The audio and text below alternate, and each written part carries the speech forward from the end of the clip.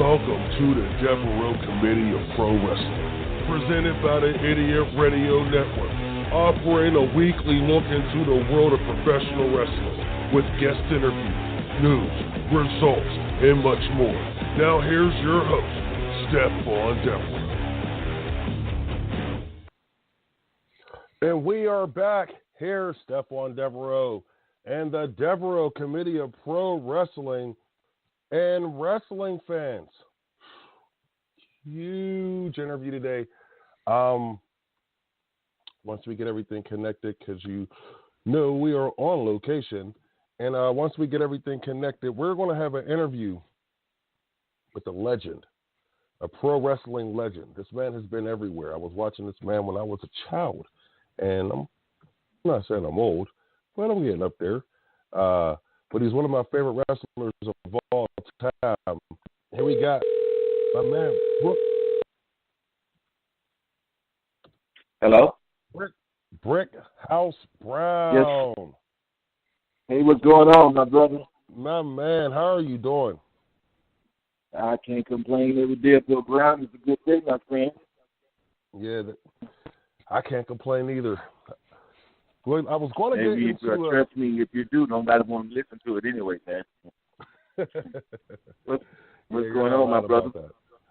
Well, I'll put it like this. You know, I was telling the audience a little bit that I was watching you when I was a child. Not that young. Mm-hmm. Trust me, I wasn't that young. But I like to say child. But you're one of the most charismatic wrestlers that I've seen growing up. And when I got into the wrestling business, you were one of the guys that I actually wanted to be like. Now, I'm not trying to, blow smoke up your butt or anything like that, but it's the truth, and it's an honor. It is truly an honor for me to have you on the show today. And let's get into this. Okay. Tell us how you got started. Tell us how you got started in the wrestling business. Oh, my God. Well, I'm going to try to make it a short story because there's nobody in professional wrestler that have ever gotten into the wrestling business the way I did. I'm from Florida, and I was a wrestling fan, and I used to watch championship wrestling from Florida, and I used to go to the matches, and I've always had, a good workout ethic, so I've always had a body, and God blessed me with good genes, and I found out where the wrestlers was working out at, which was Tampa Fitness Center. So, of course, I joined, and I became friends with some of the wrestlers, where this guy by the name of Jerry Gray told me where to get some boots and tights made. So back then, it was K&H, wrestling gear.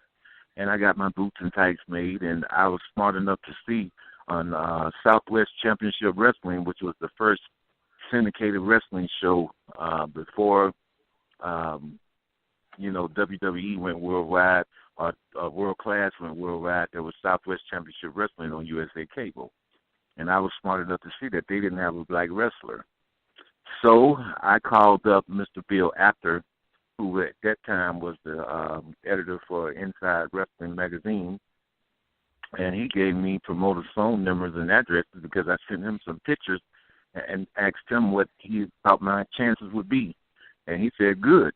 And, of course, he gave me Joe Blanchard's phone number, and I called Joe Blanchard in San Antonio and told him I had been wrestling 2 years with some of the small rinky-dink promotions because back then there was no videos or anything that they could, require you to, to send to see if you could wrestle. So, Of course, with me being on the 8x10s and the wrestling boots and tights, they believed what I was telling them.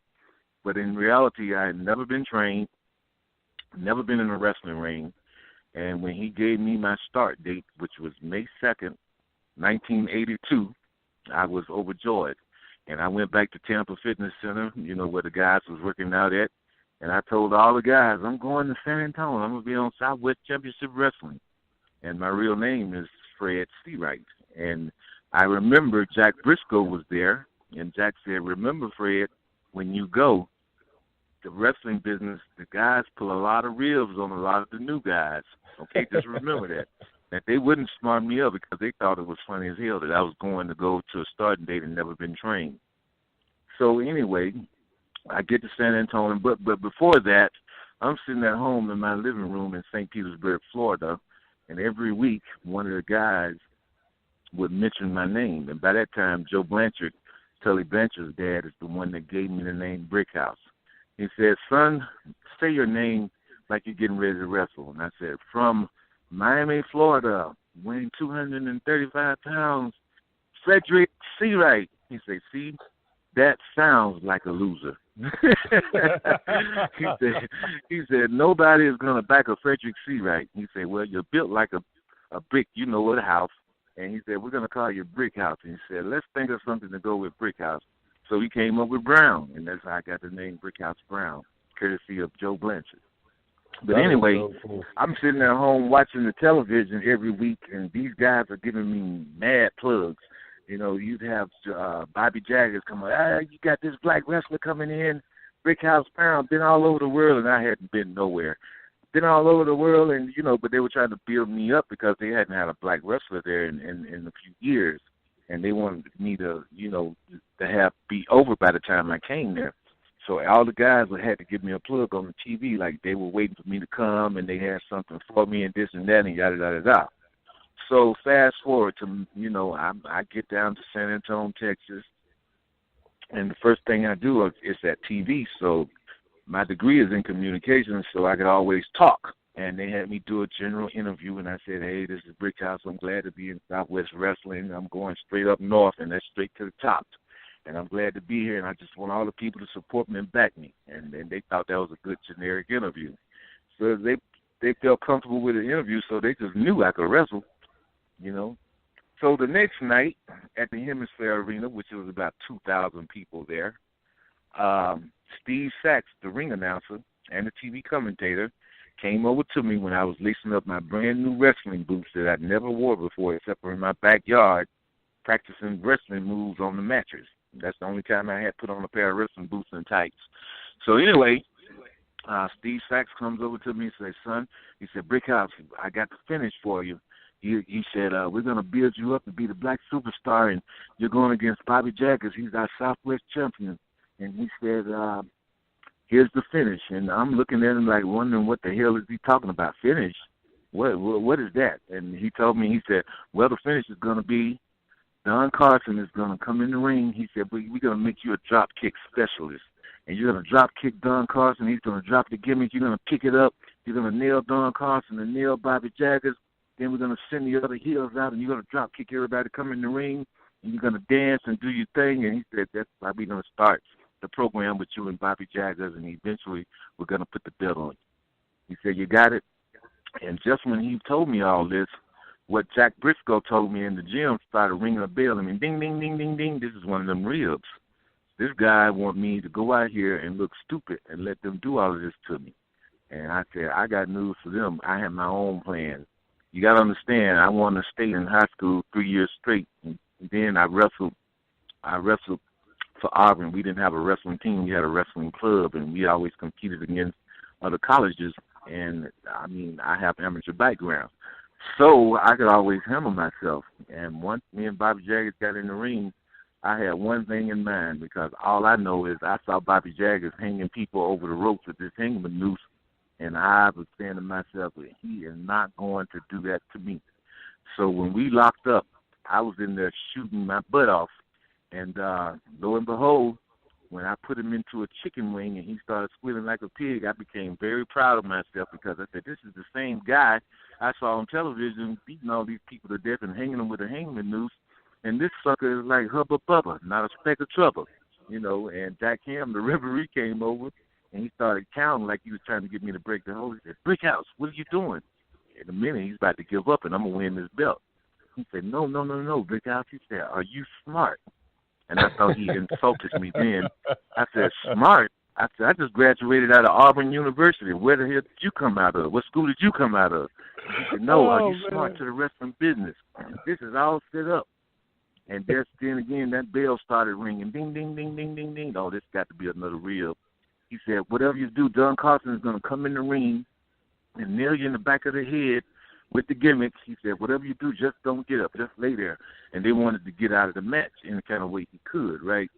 So in comes Don Carson, punched me in the back of the head with the gimmick, which was a working punch. I didn't feel a thing. But Lord I've never trained, so I didn't know how to sell. So I thought that was the best punch he had. I got up and I said, that's the best you got. And I turned around and picked that gimmick up. And back then they were using real gimmicks. You know, when they take something up, it was a real gimmick in case it got out in the audience. So I picked it up and I reared back and I hit Don Carson in the head so solid. He took a bump and rolled out of that ring and started hauling Boogie back to the dressing room. And he looked around and told Bobby Jacket, I remember them words like yesterday. He said, you're on your own on this one, Bobby. And kept going back to the dressing room. And the referee, you know, DQ'd the match. He rung the bell. That's how we got out of the match. So I was disappointed that I didn't win the bell because I looked at him and I said, what'd you do that for? You know, I was really pissed off because he stopped me from winning the title, right? So when I walked back to the dressing room, I'm very proud of myself. My chest is sticking out, and I'm saying, something real good. You know, I'm ready for that contract now. I thought I was going to sign a huge contract, and I thought once I got back in the dressing room, the confetti was going to fall, and we were going to have a party.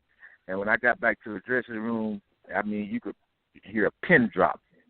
And I sat down, and my mind, instead of telling me that I was horrible and that I was a drizzling, you know, shiznits, my mind told me that they were jealous and didn't want to give me my props, and they were hating on me, you know, because I did so good in my first match. So Joe Blanchard walked over to me. I'm mad like a mug because then I'm thinking they're not giving me my props. Joe Blanchard walked over to me and said, son, he said, how long did you say you were in the wrestling business? I looked up at him as I was unlacing my brand new boots that I had just wore for the first time in a ring. I said, well, sir, I'm taking my boots off. I said, I'm going to tell you the truth. I told y'all I've been wrestling 2 years, so y'all would bring me in, and I show y'all what I can do, and you give me a contract. And I done showed you what I can do. Where's the contract? Now, this is a true story I'm telling you now. Where's the contract? He said, you told what? You said you've been wrestling 2 years and you never had a match? I said, no, sir. I know you find that hard to believe because I thought I was just the greatest thing, bro. I said, I know you find that hard to believe, but that was my first match. He said, hold that thought. He called all the guys, you know, from the other dressing room, and he said, now tell them what you just told me. Because you got to remember, all these guys were giving me plugs and trying to get me over. So I stood up. I said, oh, okay, this is when the party going to start now. I stood up. I said, guys, y'all going to find this hard to believe. But that was my first match. And I'm thinking everybody was going to applaud and clap like, hey, man, you did a great job. Because you got to remember, you had guys in there like, I'll tell you who was there. Terry Funk, Adrian Adonis, The Barbarian, Dory Funk Jr., Chavo Guerrero. I mean, it was some guys in the dressing room, brother. Yes, man. Sir. Yes, sir. You know, and those guys looked at me, and everybody started filing out, and Joe Blanchard said, son, he said, I don't know whether to shake your hands or get all of these guys to whoop your butt. That's not how he put it, but he said, but whoop your butt. He said, it took a lot of guts to do what you did. And he said, looking at you, we got to salvage this, and you have your behind down to the junction every single day for somebody to train you right, and we're going to see if we can make some money with you. So every day I went down to the junction. It was guys like Terry Funk would be there one day, be there the next day, and then there was some Mexican guys like Jesse Ortega, Chavo. So a bunch of different guys trained me, so no one guy trained me, but there would never, ever be another way, a way for wrestlers to get in the business like I did. I literally booked myself into the wrestling business off of a lie. And see, whenever I started, Jack Briscoe, when I went back to Florida, Jack looked at me and said, man, he said, we saw that first match that you had, and he said, I got it on tape. I said, Jack, please give me a copy of that. He said, oh, no, my brother. He said, because when I feel depressed and sad, I popped that bad boy into the VHS, and he said, I fire one up, and he said, I get happy and laugh all over again. And that's how I got in the wrestling business, brother. That is the most remarkable story that I've ever heard for anyone getting in the wrestling business. Nobody would never, ever be able to get in there. You know? I'm sorry, go ahead. I just wanted to let the fans know they're listening to the Devereux Committee of Pro Wrestling here on the Idiot Radio Network, and we have Brickhouse Brown, wrestling legend, and he probably has the best wrestling story on how to ever break into the business. I can't believe this. I really can't. Now, that was a different time. That was a totally different time compared to now. You can get away with that now. Yeah, because you could not get away with that now. Because now with social media, they got all the ways that they can see if you can work now. See, and plus WWE, I don't care if you're a veteran, you're gonna go through their system in there. You're gonna go through their farm system first before they bring you up. I mean, look at what they do with guys like Samoa Joe and Bobby Roode. Those guys are seasoned veterans, but they still had to go through the farm league program, NXT. It's actually kind of laughable because you said Samoa Joe, Bobby Roode. Those are two guys that you can put on any card and know that these guys are going to sell you tickets. And they had them go down to the farm system just to get the WWE seasoning. They wanted to throw their salt on it first before they put them on the main roster. And quite frankly, these two guys are on the main roster now, and they're doing exceptionally well. And I'm not surprised. Right. I know you're not surprised. The wrestling fans, they're not surprised. But I think they're surprising the WWE because if they really felt that these guys were good enough to be on the main roster from day one, they would have put them on the main roster day one. For some reason, it just seems like they rather toy with guys like that. But we'll talk about the WWE. It's not that. It's not that. I mean, they have a system that they want everyone to go through, and they want you to work and wrestle the way that they want you to work and wrestle. They have to retrain you or reprogram you, and that's what they do. So there's nobody that will ever just. Why do you think they do that? Yeah.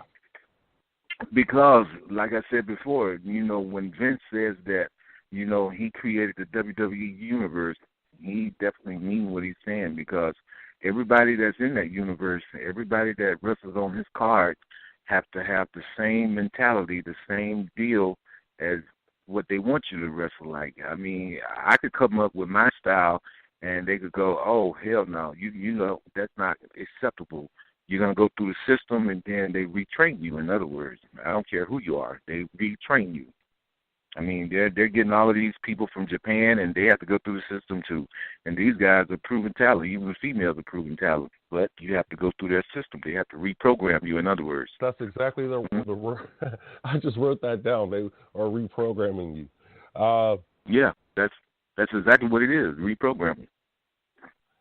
And see, that's another problem that I have with the business today, because once you get reprogramming in the WWE, you really can't go anywhere after that. Once you're set in their ways, you can go elsewhere, but you can't make the money that you were making up there in TNA or Ring of Honor or one of these other organizations. But it feels like, you hear a lot of guys who leave, they say a lot of bad things about the company. But as soon as that company calls them back, they find their way back up there. And I think we're going to see that. Go ahead. Well, simply because it's a known fact. You're not going to make the type of money that Vince is able to pay you. But, like myself, when I left WWE, I still made six figures because I would go to Japan and I would go to Mexico, and I would work the smaller territories. And I would stay a year in one territory and make $50,000, then go to another territory after another year and then make another $50,000. And I would, keep my six figures going that way. And I knew a long time ago not to, sign over on that dotted line where he could own me. And that's why when my contract was up the first time, they were going to renew it for $50,000 and give me a raise, and that was going to bump me up to $250,000 a year. Now, $250,000 is a lot of money now, but back in the 80s, it was fantastic money. So, but I decided to go away, and I went to Japan. I went for Inoki, and I would have half the workload, but I made super money, and I still would average, the worst I've done in the business is about $75,000. That's the worst year I've had in the business, and that was basically my first few years in the business. Yep. Well, how did The wrestling business, I have no horror stories to tell. It was always good to me. I never paid any dues. Promoters always wanted to use me because of the way I looked. And, Jim Crockett had the best idea because after I left Southwest Championship Wrestling, I went to the Fullers in Alabama with Continental Wrestling. And, of course, they stuck me in with this guy named Jerry Stubbs and put a mask on me. And we were the Olympians. And what it was he was supposed to turn on me, and I was supposed to start working a program with him. But they put us in against the original Midnight Express, which was Dennis Condrey and Norvell Austin. Oh, Norvell Austin. Benjamin. Oh, my. Wow. Now, that's the name we haven't heard in so long. Wow. Yeah. And we got in the match that first night. They put me in the semi-main event with the Midnight Express, which I wasn't ready for. And I stumped the place out, and I was so stiff from amateur wrestling that when they told me to tag out, they kayfabed the tag for me the rest of the match. They wouldn't let me back in the ring. And after I went back to the dressing room, I was hot because they wouldn't let me back in the ring, and I didn't understand why. It's because they wanted to have a good match. And as long as I was in the ring, the match was going to be a spinkaroo. So when I got back to the dressing room, I'm hot. Why didn't you guys tag me back in? Bob Armstrong came and told me, he said, son, you're not on the level that we needed you to be. So we're going to have to give you a notice, which was my first time, actually getting fired. I said, a notice? He said, yeah, we're going to finish you up in 2 weeks. I said, oh, okay. And I was so depressed, and I didn't understand why. So I just worked the territory for the last 2 weeks.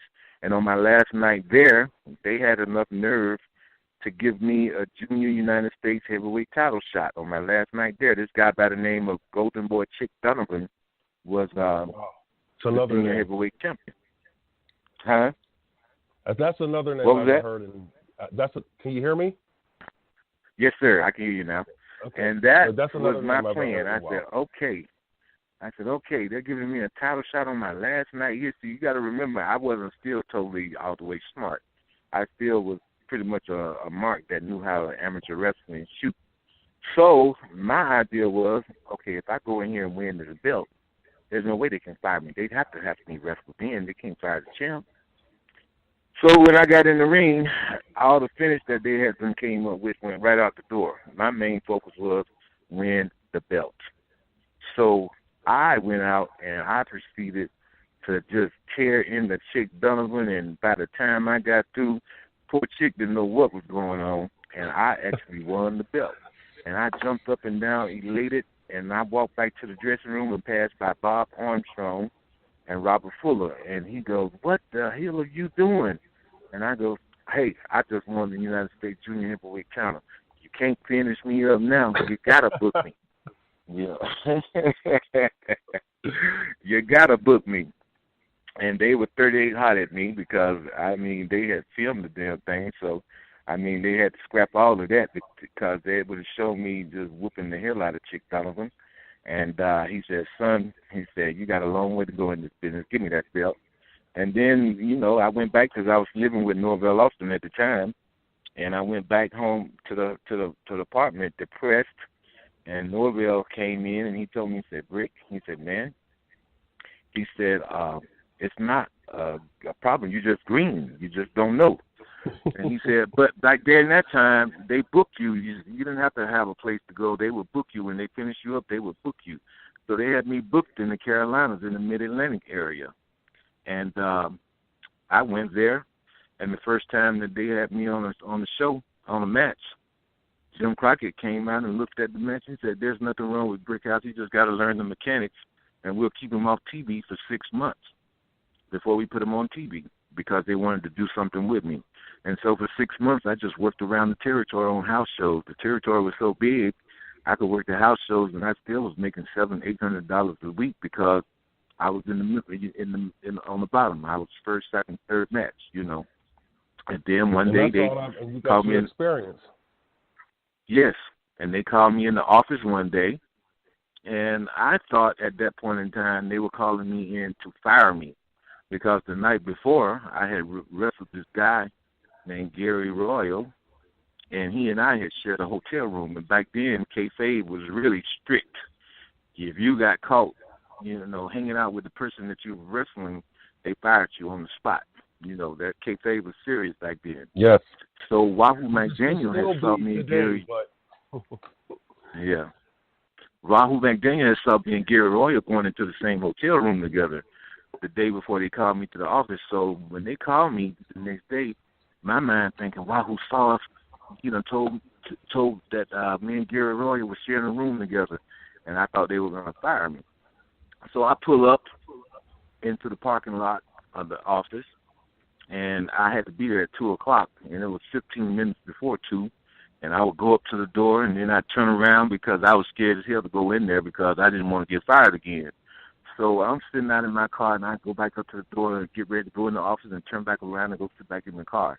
So after a while, this is like 10 after 2, so I just go into the building, and I sit there, go into the office, and you got Wahoo McDaniel, Gary Hart, Big Cat Ernie Ladd, Dusty Rhodes, and Jim Crockett and David Crockett.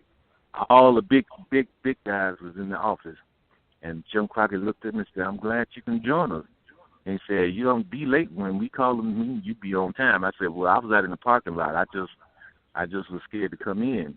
And, because, if you guys going to fire me, he said, "Why would we fire you?" And I said, "Oh, well, I just thought maybe y'all was firing me because you didn't like my work." I wasn't going to give myself up to him and tell him I was staying with Gary Roy if Wahoo hadn't said anything. So he said, "No, sit down." He said, "We've been watching you now for the past few months, and we kept you off the TV." He said, "But now it's time to start putting you on TV and see if we can make some money with you." He said, "You got Big Cat Ernie Ladd tonight in Winston-Salem, and he's going to do the favor for you. And he said, if you don't do it right, Brickhouse, I won't give you another chance." So all day long, I'm looking and thinking, "Oh my God, I got Big Cat Ernie Ladd tonight. Oh my God, what the hell?" I'm intimidated and scared. I'm scared out of my mind. Of course. So that night in Winston-Salem, they had Rufus R. Jones in my corner, and Ernie Ladd tore into. We had the match, and it was a good solid match. I did most of the selling, and I rolled out, and Rufus would pretend like he was putting a bug in my ear, and I'd get back in here and tearing Ernie Ladd's butt for a few minutes, and then he'd take back over. Finally, the finish was, he'd shoot me up into the turnbuckle. I'd climb up and hit him with a missile drop kick, and that's what I used to use for a finish. And he laid down and did a 1, 2, 3, and he got his heat back up on me after that. But the fact of the matter is, that's how I got introduced to the Mid-Atlantic area. Big Cat did the favor for me, and it was uphill ever since then. Man, you know what? We're going to take a break. We're going to take a break real fast, and when we get back, we're going to get back to some more of these stories because this is incredible. We have Brickhouse Brown here on the Devereux Committee of Pro Wrestling, here on the Idiot Radio Network. We'll be right back after this break.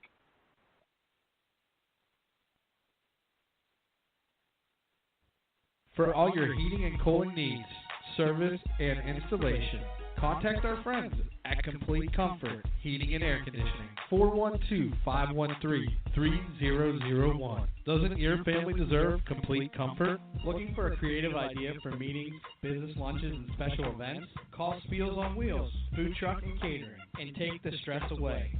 For more information, call them at 724-244-9881 or on Facebook at facebook.com/spielson.wheels. You're listening to Idiot Radio, taking it to the edge and back. Pizza and Gyro Express, 801 O'Neill Boulevard in McKeesport, Pennsylvania. For menus, coupons, specials, and catering info, visit our website at pizzaandgyroexpress.com. Order online or by phone at 412-672-2182. Don't forget about the lunch buffet and drink every Monday through Friday, 11 a.m. to 2 p.m. for just $10. The original Pizza and Gyro Express. Don't settle for anything less. And we are back here at the Devereux Committee of Pro Wrestling with legendary performer, wrestler, athlete. Man, you can throw so many names at you, Brickhouse. But we got Brickhouse Brown here. The best thing to describe me is the original OG. The original OG. Well, you know what? We could, well, you know, because we could go so many directions in this interview, but since you said that, you are the original OG. Explain to these wrestling fans who are listening to this show why you consider yourself the original OG and why I consider you the original OG, because you have you started a bunch of guys in this business, and I think people need to understand. I mean, well, first of all, because I'll sum it up like this with one of my famous rhymes. You know, here it goes. You know, I'm great in this business, but I'm fantastic when I got a partner. But I'm great when I'm alone. And I'm still the baddest mamma jamma when it comes to spitting on the microphone. And that sums it up, because I consider myself, and so do a lot of other people, to be one of the best talkers in the wrestling business today. And a lot of people have taken my stuff and went on to make money with it, and I have no problems with that. I just wish some of them would cut me a check and send me some money off of it, you know, do the right thing, you know. Well, yeah. But we can go with a who's who. I mean, I helped train Booker T and his brother, Stevie Ray. I trained Lex Luger in Tampa, Florida. I trained Ron Simmons in Tampa, Florida. I trained Diamond Dallas Page in Tampa, Florida. Of course, they went to the power plant after they left Florida and got the rough edges smoothed out. But initially, I started all of those guys in the ring in Tampa, Florida. Lex Luger, Ron Simmons, and Diamond Dallas Page. And as a matter of fact, like I said before, it's like a who's who of who I've trained a lot of other guys that didn't go on to make it a name for themselves. But, you know, for the most part, most of the guys that I trained went on to make money in this business, because when I trained them, I made sure that I didn't turn them loose until they were ready.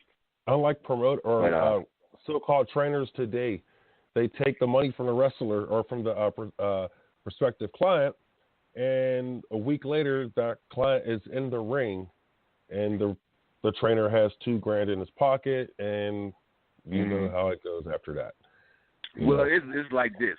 When guys, because I used to charge $3,500, you know, to train a guy. And when the guys would say, well, I can go right down the road to a guy that's only charging $700 to train. I said, well, the first thing you should do is when you go to a guy to train you for wrestling, you look at what he has done for his career first, exactly, before you determine what he can do for your career. Because if he hadn't done anything for his career, what the hell is he going to do for you? And that's what I tell people. Here, I train people, and I pick up the phone, and you train with me from 6 months to a year. And then after that, I pick up the phone, and I get you booked, and I get you booked on shows with me, and I put you on the road. I put you on the map. And I guarantee all my guys bookings when I train them. You know? And see, honestly, besides the training, it's the connections that they're paying for. It's no different than college. You know, when you go to college, you get into a fraternity. You know, you're not getting to the fraternity, you know, it's because you really want to be in one. You're getting in there because you need the connections, you know, for the rest of your life. And sometimes you never know who you're going to meet in that fraternity, but you know everyone has the same goal, and that's to be successful in life. So when you get into the wrestling business today, a lot of these kids now who sign up, they want to be successful, but the problem is they hear that cheap price, and then they go for that cheap price. Or they go and look on YouTube, and they start studying what these trainers are putting on YouTube, and then they try to do what you sort of did when you started in the business. They try to sneak in the business, you know, but it's kind of hard, like you said, to sneak in the business today. But one of my favorite places. Well, to be honest with you, it was harder back then because it was a closed monopoly and it was a family type deal. I mean, you didn't get in wrestling unless you knew another wrestler. And back then, when I started, you had a lot of guys with these pug nose and cauliflowers, and they could really do some serious damage to you if they didn't want you in. I was just blessed by the grace of God that people like me, the wrestlers like me, and they wanted to work with me because in all actually, honest with you, I've seen a lot of guys that got booked into the business and they broke them up, and that's the way the business was. They would break you up, dislocate your shoulder, dislocate your knee, and make sure that you left there on a stretcher. And that way, when you talk to people, you say, oh, those guys are dangerous. They're real, you know, da-da-da-da. And I was just so fortunate and blessed that none of the guys actually got me in the ring and tried to shoot on me. Well, You know? okay, let's be real now. Let's be real. Let's be real. Mm-hmm. Now, you were built like your name, a brick house. Number one, Mm-hmm. and number two, you were able to defend yourself as well. So I'm pretty sure the Yes. guys stopped twice before they'd even, hey, we're going to try to do something just, to teach you a lesson. As they would do, certain guys, Well, they would teach you a lesson. But I'm pretty sure a guy wouldn't think about teaching you a lesson. Well, that was true. But trust me on this. They had guys back then. They were called hookers, and they would actually be able to tell me a new butthole if they wanted to. You had guys like Gordon Nelson, Bill White. These were old seasoned veterans that were job boys. But if they grabbed you and the promoter told them to do something to you, there was nothing you would be able to do, because a hooker can defeat a shooter anytime, an amateur wrestler. The art of hooking is long gone. Any guys that I can think of in the business right now that know how to hook, because it's not passed down anymore. When I say hooking is basically what Luthez was doing and what Danny Hodge was doing, and the art is long past now because you don't have anybody to pass it down. The old timers like Terry Funk and Dory Funk that knew how to hook, they're gone now, and they're not passing it down to these young kids now. And I would like to think that I'm the last of the old school that actually, know how to hook and show some guys. I'm not a hooker by far, any means of the stretch, but they showed me a few things to be able to take care of myself, because a hooker is definitely way more dangerous than an amateur wrestler. So, wow. But if they really wanted to break me up, they had people that could have done that. It just so happened that they actually thought that I was money. So basically the promoter saw something in me and instructed the people, the wrestlers, not to hurt me, to be honest. Do you miss those days? Of course I miss those days, because there were so many companies to work for.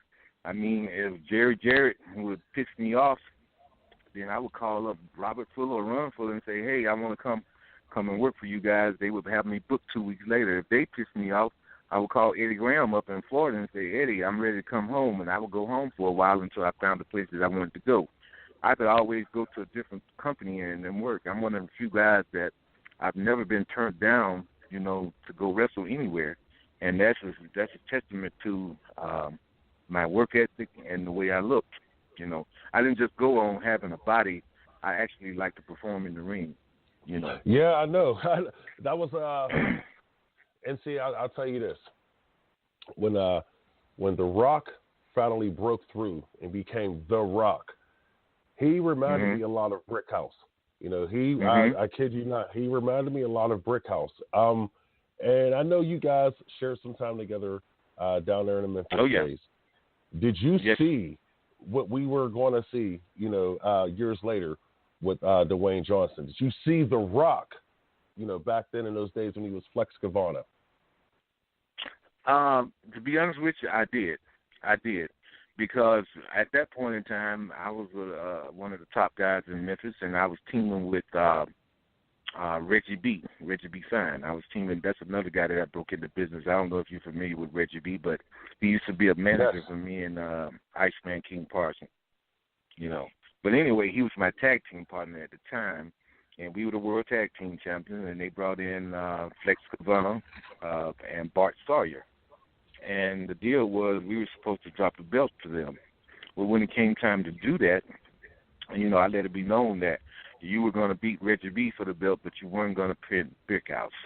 And Flex didn't understand that at the time, and I said, because of the fact that what would it prove, to me and be conducive to me if I let you pin me for the belts when you could pin Reggie, and then Reggie and I could work the program with you, and I can keep my name, my brand strong like it's supposed to be, because basically I was a single wrestler, but I excelled in tag teams too, And years later, when I went to WWE, Rock reminded me of that. He said, "Yeah, I can," because I had brought my students in the, in the back area.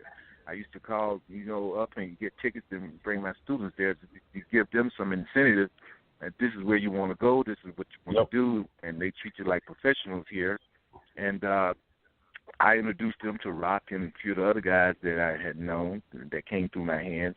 And Rock said, oh, yeah, I remember the time when I was in Memphis and Brickhouse refused to do a job for me. And I said, well, Rock, I said, have you learned your lesson? That it wasn't personal, it was just business. I said, now, if you were on the card right now and Vince McMahon told you to do a job for Hardcore Holly, with you being The Rock, would you do a job for Hardcore Holly? Hell no, you wouldn't, because Hardcore Holly was not on the same level as you unless y'all were planning on putting him in that spot with you. At that point in time, when I refused to do the job for Reggie and let you beat Reggie, it's because I was going to break up the team and I was going back into a single deal. So there's no way I was going to lay down. It wouldn't have been conducive for my career. And he said, oh, now I finally get it. I understand. You know, it's not that I didn't refuse to do jobs. I mean, because I refused to do jobs a lot of times. But I've done more business than I have refused to do business. And, you know, that's one of the things. I can remember when I was getting ready to go wrestle Jeff Jarrett for the Continental belt in Evansville, Indiana. But they made the mistake of giving me my check first, and it was $100 short. So I kindly packed up my bag, put the belt in my trunk, and went home. And because Ernie Ladd had always taught me, no matter if it's $1 short, do not go out and wrestle, because if they mess with your money and it's not what you agreed upon and you go out and wrestle, then why should they pay you a guarantee if you're going to go out and wrestle for what they pay you anyway? And that made sense to me. That is, that's so funny that you bring that up, because we have this argument. I run a small company up here in Pittsburgh, outside of Pittsburgh. I consult and help some friends out. And these guys are having this same dilemma. You know, a lot of guys today, the workers today, they're willing to go and wrestle for free. They're willing to go and do that. It's not because they don't look at it, to be honest with you. See, they don't look at it like you guys did. You guys looked at it as a business, as a way to feed your family. These guys just look at it as a way, you know, they look at it, they're too much into the art of the wrestling business. You know, they're too much into the wrestling part of the wrestling business instead of the business. And I think that's why a lot of the independent promotions are as crappy as they are, because they don't bring in workers who are willing to work for the money that they're given, because a lot of these guys aren't getting money at all. So they'll just bring in anybody. You know, they'll bring in anybody for free. Most of the independent guys that are working, they're trying to get ring time, and they're trying to go up and down the roads, and most of them have other jobs now, because most of the guys now that want to be in the wrestling business have to be a weekend warrior, and that's because most of the wrestling now is just done on the weekends, Friday and Saturday, on the independent circuit, I mean. Back when I started out, I mean, you know, we worked every night. So if I messed up something on a Monday night, I could correct it the next night, you know, in Louisville, Kentucky. And if I messed up in Louisville, then the next night I can correct it in Chicago. If I messed up in Chicago, in other words, what I'm saying is I got so much ring time. And when these guys now say, well, I've been in the wrestling business 10 years, but I can look at that match and say, okay, you've been in 10 years. That's the two days out of the week for 10 years. You've had about maybe 600 matches altogether. As of now, you know, at last count, my match, I lost count. I got up to 3,700, and it might be more. You know, we didn't keep up with those things back then like that, but I do know at last count it was 3,700. You know, and that's the difference now. The guys don't have the places to go to work every night like we did, so it's hard. And especially a guy like me that just got thrown into it and got on the job training, because they throw me in with top guys, and I either had to get it or quit it, you know. Because I used to think Ernie Ladd used to hate my guts, because of the way he used to talk to me in front of the boys. One night I had a match, and I walked back to the dressing room, and he was waiting for me. He said, "What the hell was that?" He said, "For a black man, you ain't got no rhythm." You know, just talk bad to me. He said, "That match was a drizzling shiznit." He said, "I don't care what you say. You got a degree in communication. I suggest you find a job being an announcer, because you suck as a wrestler." That's what Big Cat used to tell me, you know, in front of all the boys. And I'd start huffing and puffing. And normally I would have attacked somebody for saying that to me, right? But you got to remember, Ernie Ladd was 6'8", 320 pounds. So, and he was mean. You know, he was legitimately mean. You know, Ernie went to Japan and hit the promoter, Antonio Inoki, in the back of the head and knocked him out. And you don't just do that when you go to Japan because you're in Japan, you know. Yeah. But anyway, making a long story short, I thought Ernie hated my guts because that was in the Carolinas. That was in the Mid-Atlantic area. So after I had left there and went to Florida, Ernie Ladd was my staunch enemy. And my man, I couldn't stand the man, and I said, from now on out, I don't want to be in the same dressing room with him. I don't want to be around him. But anyway, I'm down there in Florida, and I'm having a good run. They're not putting me on the top because Dusty was on top down there. And, of course, Kevin Sullivan was top heel. So I'm down there in Florida working in the middle in a tag team called the Breakers. That's when breakdancing was out. And we come out and do our little break thing, and then all of a sudden, I'm doing good. We're working with the Guerreros, Chavo and Hector, and we worked some good matches with a few of the guys. And it was just one of them things to where the other guy was not progressing as much, so they weren't happy with his performance.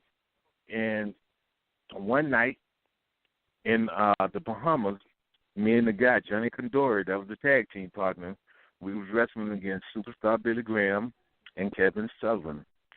And Superstar Billy Graham said, okay, Brickhouse, he said, we're going to put you over in this match. He said, go up on that top rope after we tell you to and hit me with that missile drop kick, and that's going to be the match. That wasn't the finish that we originally had planned, but because of my performance in the ring and because of the way Superstar felt about me, he decided to make my name on the map and do the favor for me. And I went up on the top rope, did the missile drop kick, and he laid down for me. And then the next night in Miami, Dusty Rhodes gave me a notice. He said, Brickhouse, I'm sorry, I got to finish you up. You know, I gave you 2 weeks' notice. And I go, what? I said, but I just beat Superstar Billy Graham last night. He did the favor for me. Why you finishing me up? I'm thinking I'm doing a good job. He said, well, you are doing a good job. He said, but we got to make some changes and bring in some people. And he said, unfortunately, you know, Dory Funk coming in with the book, and I'm going to the Carolinas, and he got other plans. So there again, you know, man, I was depressed, walking around and you know, in the shows the rest of the 2 weeks like I was just had lost my mama. And the last night there, Kevin Sullivan and Dusty Rhodes looked at me and said, well, what's wrong with you? I said, well, you gave me up. I said, you're finishing me up for 2 weeks, and I don't know what I'm going to do. Hold on just a minute. I'm on the radio, so go ahead. Yeah. Mm-hmm. And then he said, what you sad about? I said, man, I love wrestling home in Florida, and you guys done fired me. I said, I'm not going anywhere. I'm going to stay around here until y'all want to use me again. And he go, what? He said, man, let me tell you something. He pulled me over to the side. He said, the reason I fired you is because Bill Watts want you to come to the Mid-South area. Junkyard Dog has walked out on him and left to go to New York. And he needs another black guy to come in. And I didn't think so at the time. I said, I'm not going to Bill Watts. He only like big guys, and I'm not going up in there. He's not going to do anything with me. But lo and behold, they flew me into Shreveport. Saw Bill Dundee pick me up, and Ernie Ladd was sitting there in the office when I went in. And I go, oh, hell no, not him. You know, because remember now, I thought he hated me, right? Yes. So it was Bill Dundee, Bill Watts, and Big Cat Ernie Ladd, and Grizzly Smith, Jake the Snake's dad.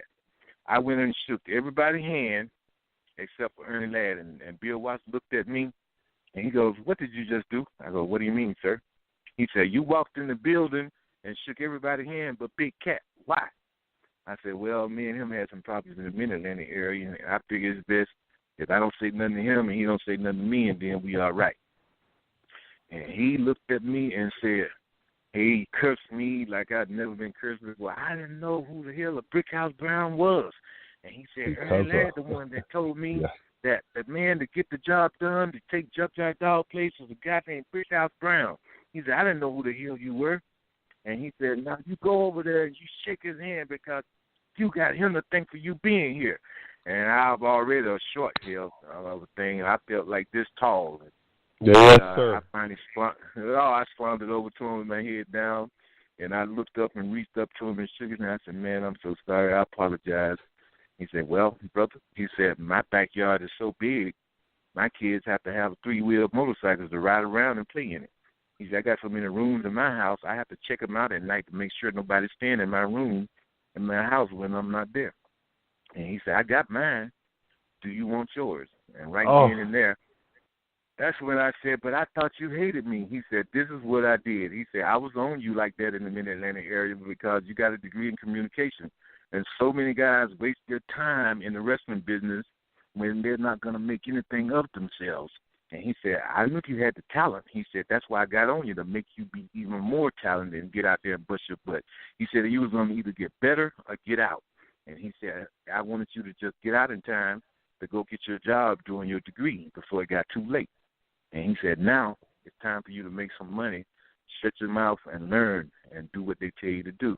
And, brother, they pushed me so hard. Ernie went right out there after that and did a 15-second drop kick for me. I dropped his clothesline, hit that top rope, and hit that missile drop kick 1, 2, 3. The people went nuts because they had to try to get me over fast so the people can forget about dog. You understand what I'm saying? Yes, they did, and they did too, didn't they? They did. You know what? We're going to take a break real fast. We're going to take a break real fast, and when we come back, we're going to play a name game. Just want to toss some names at you, get your opinions, and see what you think. But you're listening to the Devereux Committee here on Idiot Radio Network, and we have Brickhouse Brown here on the line. We'll be right back. You're listening to Idiot Radio, taking it to the edge and back. Looking for a creative idea for meetings, business lunches, and special events? Call Spiels on Wheels, Food Truck and Catering, and take the stress away. For more information, call them at 724-244-9881 or on Facebook at facebook.com/spielson.wheels. Pizza and Gyro Express, 801 O'Neill Boulevard in McKeesport, Pennsylvania. For menus, coupons, specials, and catering info, visit our website at pizzaandgyroexpress.com. Order online or by phone at 412-672-2182. Don't forget about the lunch buffet and drink every Monday through Friday, 11 a.m. to 2 p.m. for just $10. The original Pizza and Gyro Express. Don't settle for anything less. Does your dog or cat need some much-needed attention and pampering? Money Paws, full grooming salon for dogs and cats, featuring full-service dog and cat grooming, bath and brush, haircuts, nails, ears, teeth, and rear-end cleanup. All done with extra love and attention. It's Money Paws. Schedule an appointment today at 412-207-8250.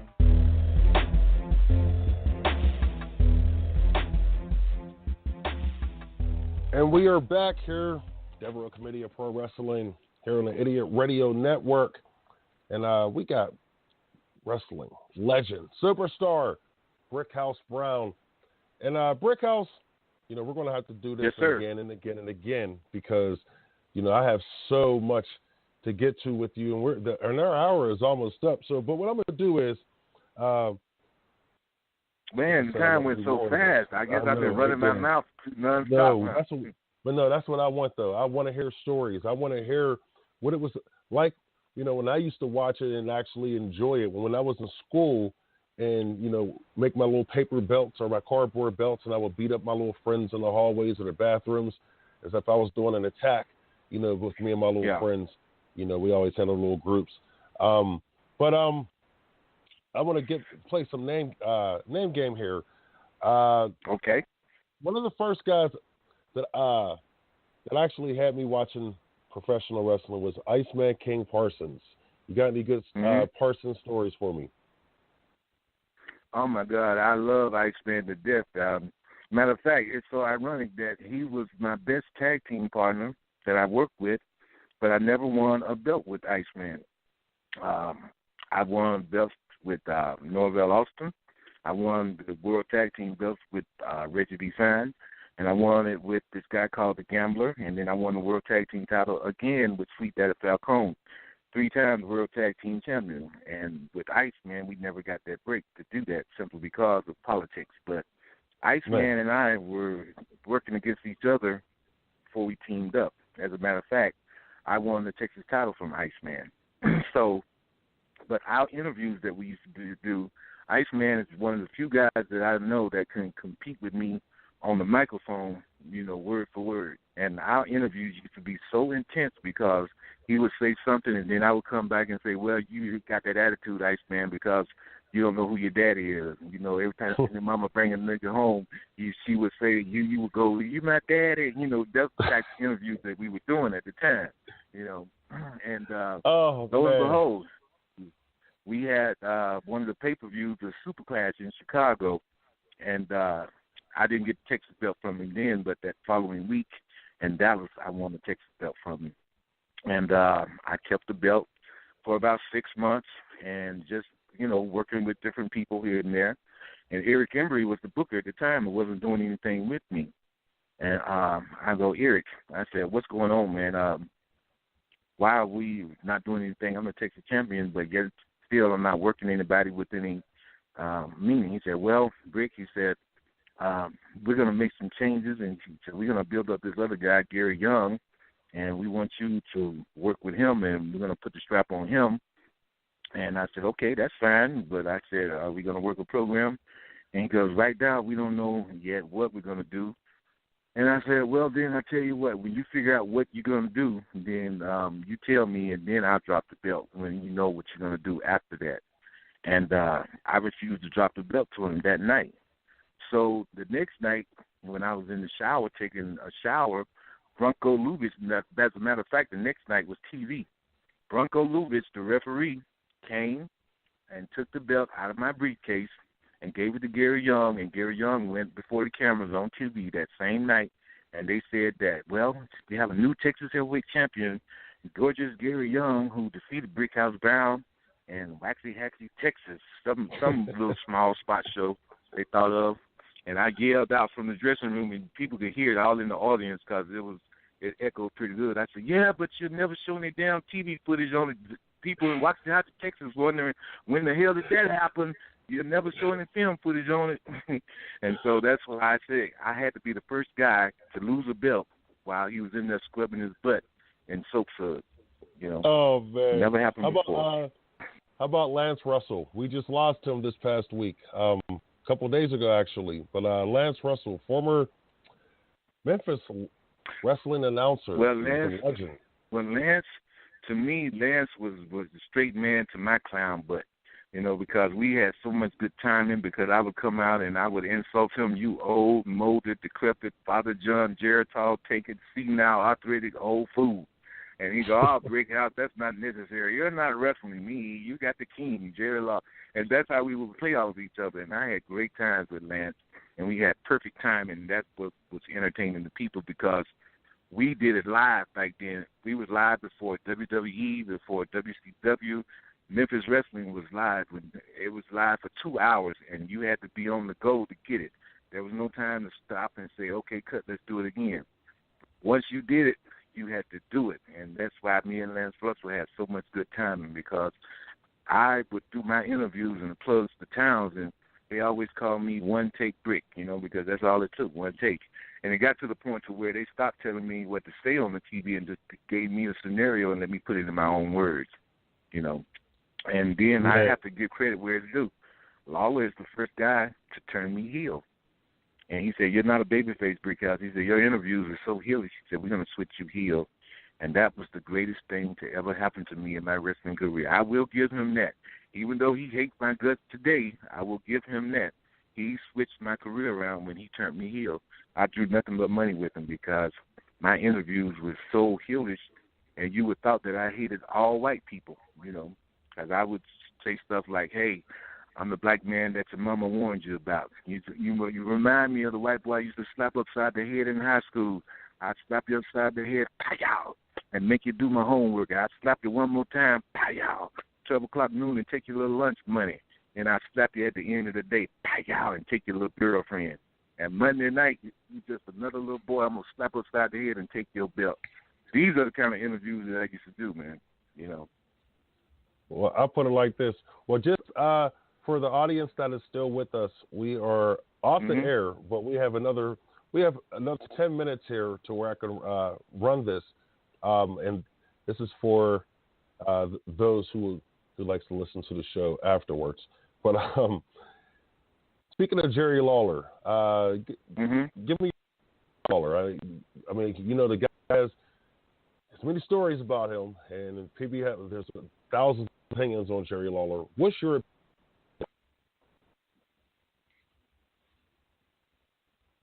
Hello? Can you hear me? I can hear you now. What was your question? What's your opinion on Jerry Lawler? What's my opinion of Jerry Lawler? Yes. A brilliant mind for wrestling. A brilliant mind. No doubt about it. A brilliant mind for wrestling. Yeah. But other than that, you know, like I said before, you know, everybody to work on top, you have to be selfish and you have to be able to, you know, just build a company around you. And exactly when somebody else came in that was going to get over, you know, of course, you only had spots that you had to get on the babyface slide. Jerry Lawler was number one, and Jeff Jarrett, and Bill Dundee shared the second spot, and then you had Dutch Mantell. So as a babyface in the Memphis area, you made no money. Well, when Jerry Lawler turned me heel, that meant that I was able to work with him in the main event. And once they built me up in the main event with him and I worked the other guys in the territory, there was no looking back for me. I learned the business side of it, what to do to keep my career strong and my name going. And so that's why a lot of times, you know, if I didn't like what they were going to do, I said no. And they knew I could pick up the phone call and go any place I wanted to go to wrestle. So basically, you know, I pretty much had my way. And when I say had my way, I wasn't trying to go over on everybody. I just wanted to be business. I wanted to know what was going to be left for me. And Jerry Lawler, you know, he never understood that after we worked our program, because he called me up one day and said, well, we're bringing in these guys from Texas now, and we got you against Awesome Kong Monday night. And I said, Awesome Kong? I said, well, so what are we going to do for the finish? He said, well, we got to get these Texas guys over. And I said, so you mean to tell me you want me to put them over? I said, without a program, without anything? He said, yeah. And I said, is he going to work with me afterward? And he said, well, no. He's going to, you know, work Bill. And I said, well, tonight, man, I guess I won't be down there because I said, I'm going to put it to you this way. Would you do it? Would you do it, go in there and lay it out? If I'm the only black on the card, Memphis is 70% black, and you're going to beat the only black guy on the card for no reason, I said, that's my conclusion for my career, so I won't be there. I'm telling you now, I will not show up.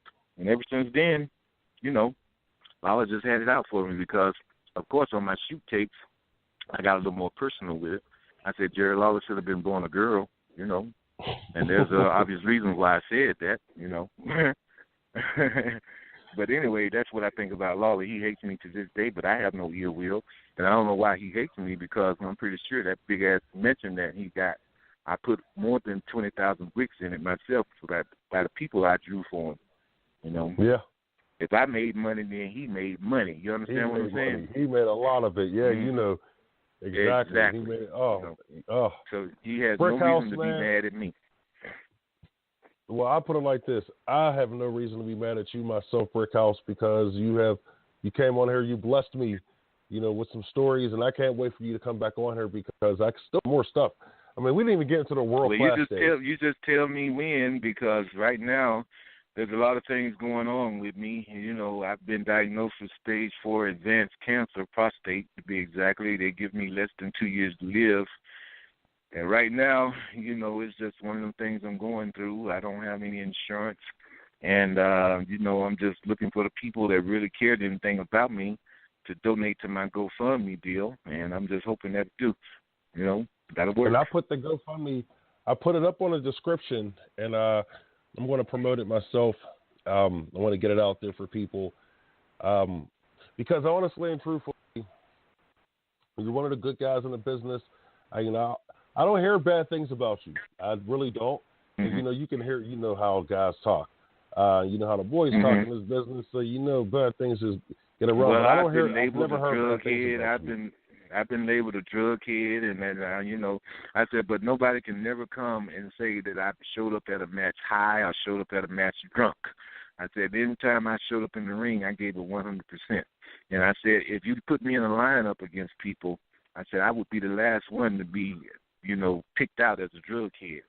So I don't care what people would say. It's because I used to hang around a lot of big-time drug dealers and a lot of pimps and stuff in Memphis and a whole lot of stuff. I would have guys down there like Rated J that were known drug dealers and DJ, Yeah. It's just one of them things. So the next time you have me on, which I'm hoping is very soon, we got times when I spent with Rick James for 3 days on a drug binge, because like I said, I didn't walk around with a halo over my head. And on my shoot tapes, I talk about everybody, but I talk about myself even more, Well, here's a chance where I'm going to talk about you. I want people to go to the GoFundMe account. Go to www.gofundme.com/Brickhouse Brown Battles Cancer. That's GoFundMe.com/Brickhouse Brown Battles Cancer. And, Brick, we're going to battle this thing with you because, like I said earlier, you're one of my favorites. You're one of the guys that I appreciate that. Inspired me to get in this business because I didn't see too many dudes that look like me. And the guys that I seen that look like me, they was getting beat up every week, like my man Rocky Johnson. Like I seen Rocky Johnson. I got nothing but respect for the bro. Look, but I seen Rocky Johnson get beat up every week on TV, and it made me so sick. You mean Rocky King?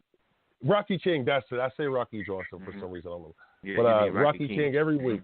Yes, Rocky King every week on that old NWA day, the old NWA days. And I used to say, wow, I had an aunt who knew who Rocky King was because she would, oh, yeah, he's the guy who gets beat up every day, every weekend on Saturday morning.